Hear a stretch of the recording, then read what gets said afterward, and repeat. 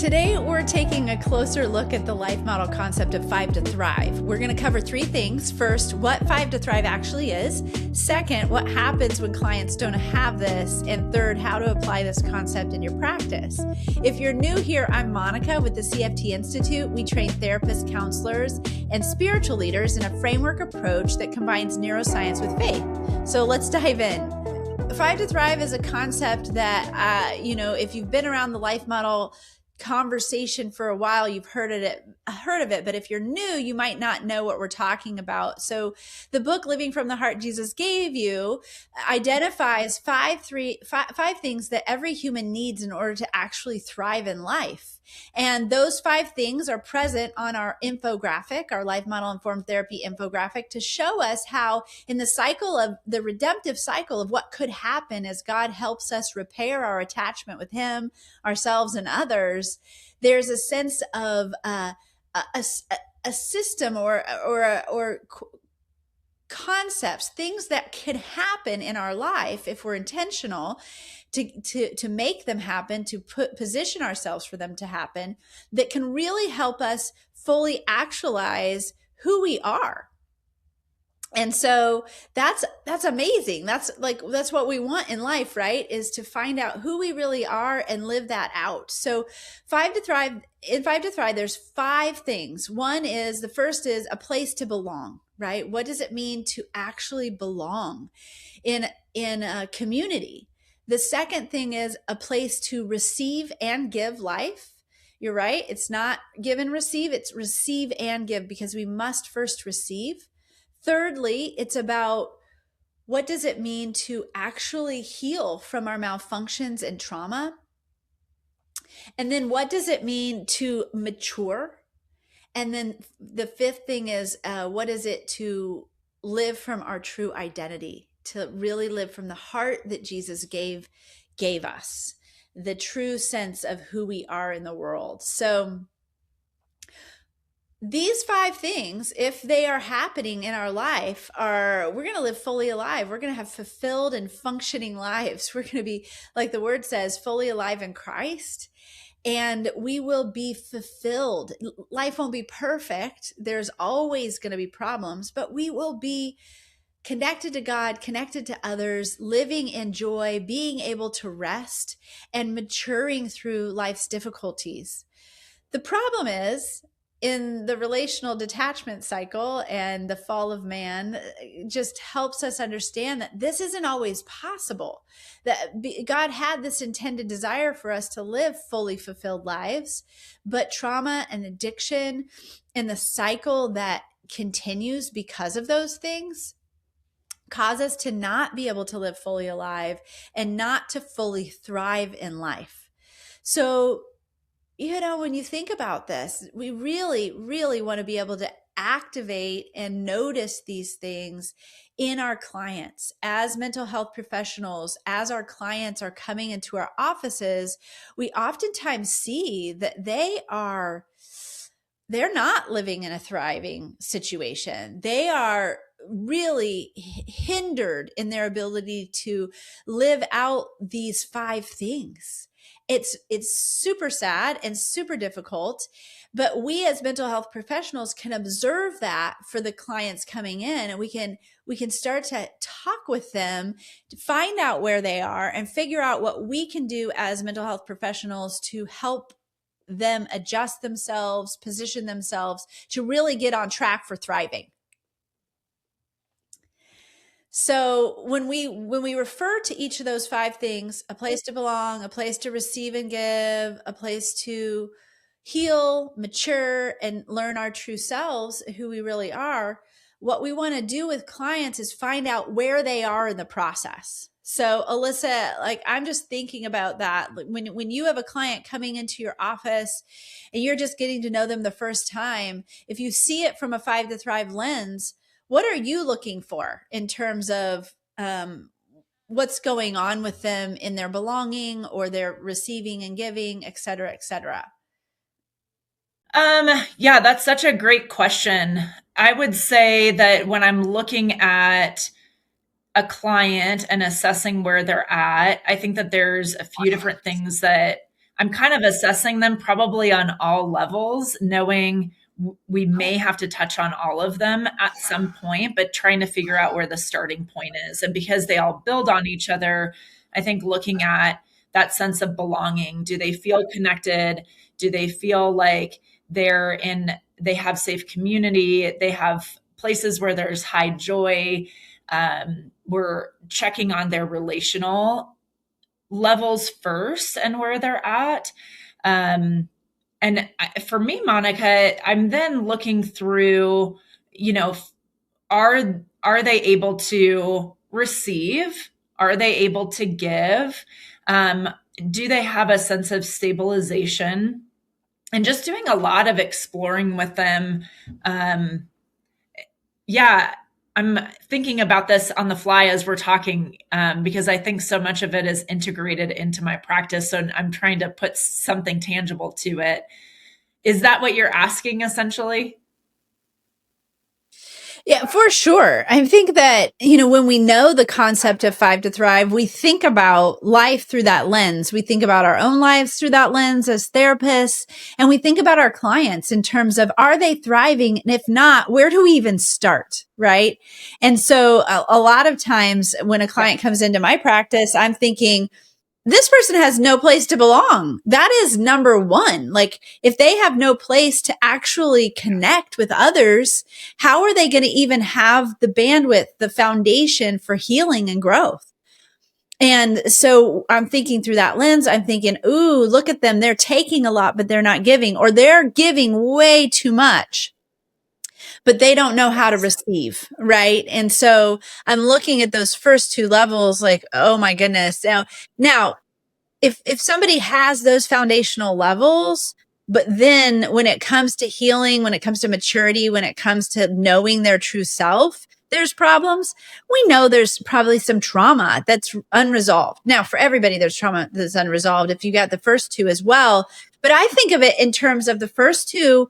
If we've really got problems at that foundational level, we're looking at developmental trauma. We could at level 3, 4, and 5 just be looking at single incident trauma, right? But when we're looking at developmental trauma, we're looking at this person likely has never felt belonging ever. And when that happens, it's a total different approach to clientele. What I notice personally, and I don't know if you would say the same, is that when you meet somebody who doesn't have the first two 5 to Thrives going on, the first two aspects of 5 to Thrive, they oftentimes have disorganized attachment. There's a sense of a push and pull. There's probably some personality disorder going on. There may be some real clinginess to you as a therapist, or some rejection and then pulling you back in, like the game that we end up playing sometimes with people with personality disorders, because they're hurting and they don't know what it means to belong. They want that, but they have no idea what it means. So they don't know how to cultivate that in their life or act in a way that's going to get anybody to want to belong with them. Yeah, I don't know that I've ever looked at it through that particular lens, Monica, but I think that you're spot on. I love how you've conceptualized that, because as you're sharing, it makes a lot of sense with a lot of the people that I work with. And right, so much of that goes down to attachment and looking at what they received when they were younger. And when we don't feel like we have a place to belong, so much of that, I believe, links back to a lot of infant level maturity gaps that we're probably going to see, which I think, yes, when you start with those first two and you're seeing a lot of issues there where we really need to help them thrive in those two areas, it then informs our work later on, right? As we continue to move through the 5 different levels of 5 to Thrive. Good. Yes. There's this 5 to Thrive concept is chocked full. And I think we can be very strategic with it because it is in order, right? There's an order to which a foundation is belonging. Then if you do belong, you can receive and give. Then if you get that, then you're going to be able to have some healing. Your brain's going to be more platformed and ready for the healing. You can't heal when you don't have a place of attachment, right? And then you're going to be able to go from there into maturity growth and filling in those developmental gaps. And that helps you to live from that foundation of your true identity. When you've got someone who doesn't even have the first one set, you really are needing to help them find people who can do level 5, 4, 3, 2, 1 with them, right? So it's like if their gap is at level 1, they need to match up with somebody who has their 5 to Thrive activated. And that's where we have a real problem. And then we'll be covering that in another episode on elder level maturity. Is there's just not enough people in our world who have that level of maturity where they can enjoy someone who is immature. Right. We seem to get really annoyed with people who are immature, and we can't join up with them in a way that helps them feel like they really do matter. We can do this benevolent thing where we tolerate them for a short amount of time, or just because we're giving, and that makes us give a pat on our own back and feel good about ourselves. But when it comes to actually enjoying people like Jesus enjoys them, we don't do well with that unless we've grown ourselves up. And that's really what someone who's at that very primary level of the 5 to Thrive is needing, somebody who can truly enjoy them. Yeah, absolutely. And a lot of that can start with us as a first step. I was talking to a therapist the other day, and we were going over a case she was struggling with, and she made the comment, I just don't enjoy this client. And it was rubbing up against a lot of her own stuff.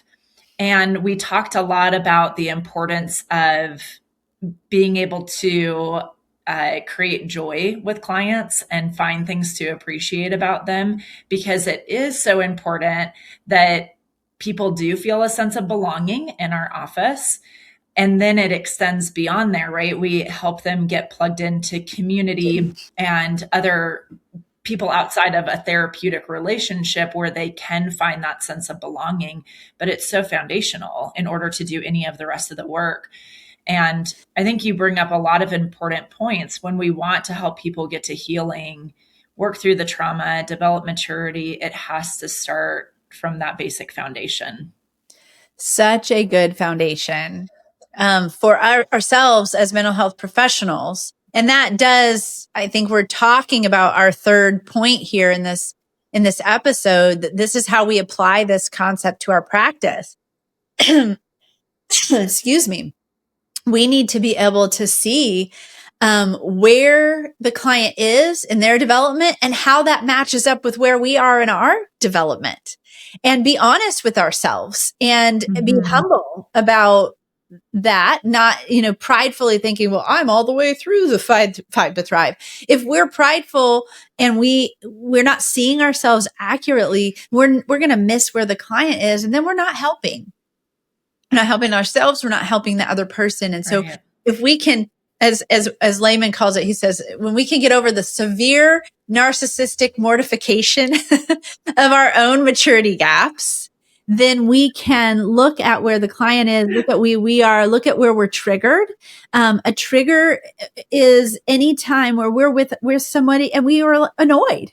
If we're annoyed, we're like, oh, this person's so annoying. Well, maybe they are annoying, but so are we. Like every human we have our weaknesses, and we rub each other the wrong ways in our flesh and our way of being. And I like to think of it like, is Jesus annoyed with me?